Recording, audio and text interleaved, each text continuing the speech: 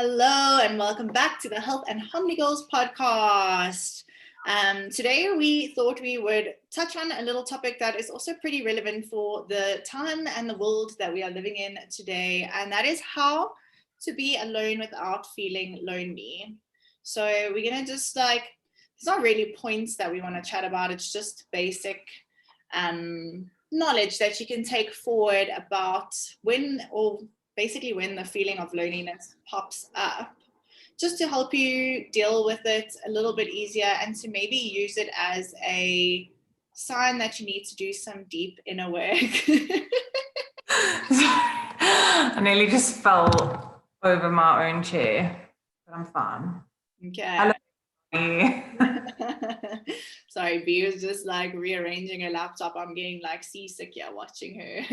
Yeah, I'm in the direct sunlight and it's shining off of my floor and I feel like I'm literally getting sunburned from the floor, if that's even possible. Yeah, that's possible goal, so it's better that you moved. So I'm trying to move, but it's still in a bad place. But anyway, hello everybody and welcome. Thank you for a great intro. Okay, so let's dive right in because I think we want to keep this quite a nice, super short, simple, quick and efficient one. So yeah, how to be alone without feeling lonely. And I think the first point to remember is that feeling lonely is just an emotion. And with all emotions come in waves. So don't get stuck and wallow in the feeling of loneliness, because like everything, it's just a wave. And if you can literally ride the wave until such time as maybe you can do something that doesn't make you feel lonely, that is the quickest and easiest fix, I think, to getting over this feeling of loneliness. But obviously, as we talk, we'll go on more about loneliness because most situations, there's some deep inner meaning to why you're feeling lonely and not just because it's a fleeting emotion. But yeah, we thought we'd just clarify that it is an emotion, and emotions are one of those things that aren't permanent. You never feel happy all the time. You never feel excited all the time. You never feel depressed all the time. You never feel in fear all the time. So just remember that it is an emotion. It comes and goes. And if you can ride it out, you'll be fine on the other side. I love that we use the point about waves, because it just reminds me of when we did the grief podcast and we spoke about how emotions with that also will come in waves. And I think it's the same thing with loneliness. Some days you may feel really lonely, but it doesn't mean that it's going to stay there forever. So yeah, loneliness is it's a wave. Yeah. But I think more than loneliness being an emotion, it really is like an alarm chime. What is it, an alarm tone, whatever you want to call it, that alarm bell, that something really needs to happen in your life, that maybe a change needs to be made. It's a very broad topic and there's a million reasons why you could be feeling lonely, but the fact that you are feeling lonely probably means that you need to do some self-work, or you need to spend more time doing the things that you love or with the people that you love. And I think just taking the time to sit back and really figure out what the reason is behind this feeling of loneliness and what the cures for your specific loneliness can really be like a deep reflective exercise, because it is, like I said, an alarm, like a little alarm bell that's saying something's not good, something's not right here, something's not good. You need to do something to change this. I think the minute you feel loneliness, it's always that direct tie to not necessarily being fully self-confident, or self-confident may not be the right word, but to be generally happy with yourself. A lot of the times when you feel lonely, you feel like you are completely on your own. You feel like you can't do things without other people. And what does that generally boil down to? It boils down to the fact that you're not comfortable, or you're not okay with just being in a place where you're completely on your own. And when you're completely on your own, that's when you should be realizing that you are happy with yourself and you enjoy time spending on your own. I know Rox and I have spoken about this also lots before, when we've said we actually really enjoy time on our own. Sometimes you just need that time where you're like, please, I don't need to be bothered by anybody. I just need to experience time on my own. And you should be at a point in your life, at some point, you should be able to reach a point where you can enjoy being lonely, in the sense of being on your own. Like, you should crave time on your own, because we don't want to be surrounded by people all the time, or by distractions, or by things, you know. So when you do feel lonely, I think it's a direct implication on how we need to, like, just sit down and be like, what am I lacking within myself, or what am I not happy with within myself at the moment that's making me feel lonely? I love that, because I mean, as soon as you said it's because you don't feel comfortable being by yourself, that's like so deep.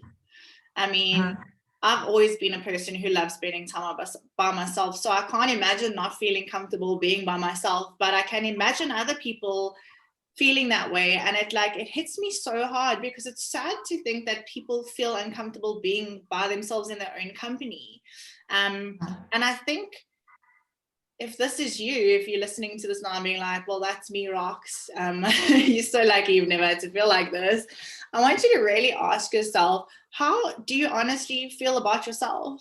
And this question can go so deep as well, but there's something happening within your life, within your mind, within yourself, within your soul, that is not really like cohesive with how you should be. Because if you're not comfortable being by yourself, then there's something you really need to work on. And I can't tell you what it is, but just being aware of the fact that you are uncomfortable being by yourself is a huge trigger, or an alarm tone again, that you need to figure out why you can't sit by yourself and be with yourself and just be comfortable being by yourself. Because at the end of the day, like, we are ourselves, are all that we have, if that makes any sense. Like, at the end of the day, we are born with ourselves and we die with ourselves. People come and go, jobs come and go, friends come and go, situations come and go, but it always builds back to yourself at the end of the day. That's all that you have. So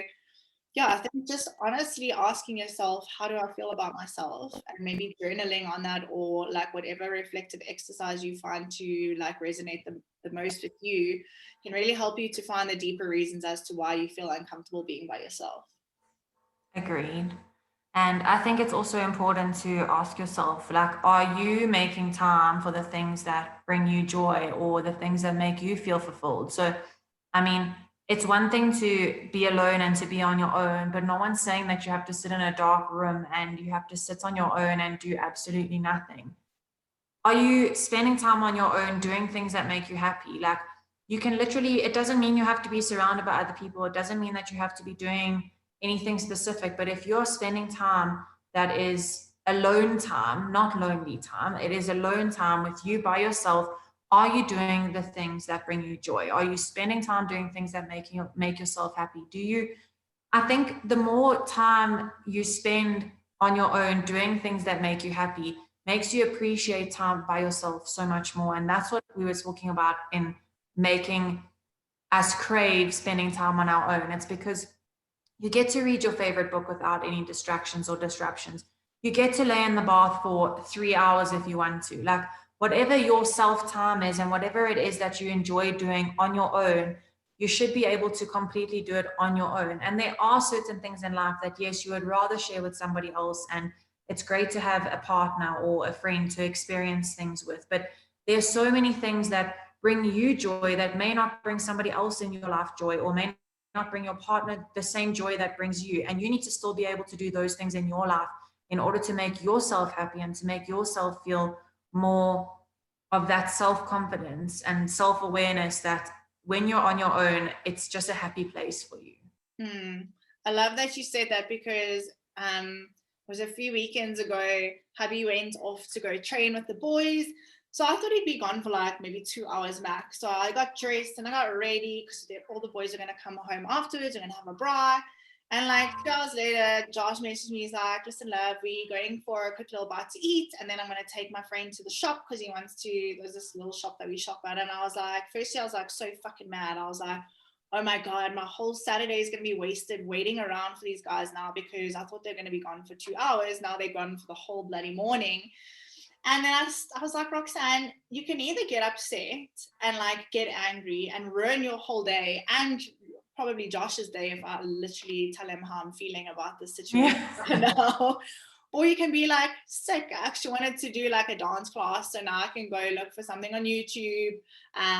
Wanted to maybe finish my paint by numbers. Like I actually just changed my mindset from like, cool, now I get to spend time by myself, with myself, doing the things that I actually really enjoy, that I can only do by myself, because hubby's not going to paint by numbers with me. Hubby is definitely not going to do a hip hop dance class with me.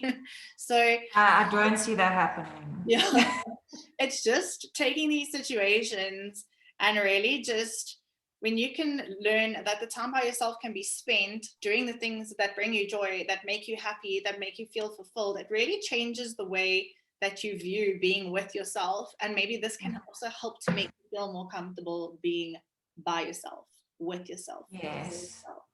For yourself, girl. And I feel like, touching on that, like it's so important, like we were talking about the self-love, like the more self-love that you have, the easier it is for you to be on your own, because you are happier with yourself, you are more content with who you are as a person. And we've spoken about this before, but ways that you can get to that place of more self-love, I mean, the list goes on, but to not judge yourself in that situation. You may not start enjoying time with yourself from the beginning, where you have to be like alone, and that's okay, but you will eventually start to enjoy that time. And you need to not judge yourself in those situations. You need to not be hard on yourself. I mean, you are your own best friend and worst enemy at the same time in those times of being alone. So are you going to feed yourself with negative emotions? Are you going to feed yourself with negative self-talk? Or are you going to stop the self-judgment and rather focus on ways to make yourself feel more self-love in those times, that you appreciate the time of being alone more than you ever have in your life before, I think. I love that, how you said you can either be your best friend or your worst enemy, and it literally just boils down to the decision that you make. Am I going to do something that I'm going to like literally have fun with myself? It sounds so sexual and wrong, but you know what I mean? Or you may be doing that for some more self-love, like who even knows? Or you can make the decision to be your worst enemy and be like, fuck, I hate being by myself. What am I supposed to do? Also, I've been thinking about this through the whole recording, but separate loneliness from boredom, because those are two different things. And boredom can be cured very quickly by learning to do the things that you enjoy, where loneliness can also do the same thing, but it is more about being able to be comfortable in your own presence by yourself. And then I think the last thing I wanted to touch on, is just remember that you are unique. So like B said, don't judge yourself. It might take a few like practice times of being alone and trying to do things that make you happy, make you feel fulfilled, to find what really works for you. But don't judge yourself. Like I said, everyone is unique. Everyone is different. Things that they enjoy, different ways that they spend their time by themselves. So just really bask in the fact that you are unique, and like maybe use it as a way to start dating yourself and getting to know yourself better. Date yourself. I love that. I feel like that's a lesson to take away from this podcast, is to date yourself. And do you really want someone to be crashing on your date? No, you don't. You want to be able to spend time with your date alone, getting to know your date. So I love that you use that. I think we can use that analogy for this entire podcast and just say date yourself.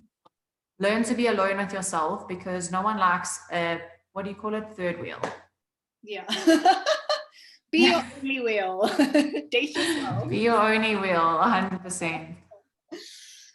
Alrighty, but yeah, I hope this helped you guys to reframe your thoughts on loneliness, and also just spending time with yourself, because it's so important to really just be able to be alone by yourself, enjoy your own company, and do the things that you enjoy. And it really will help you to feel more confident, more happy, more fulfilled in your own self by enjoying being by yourself.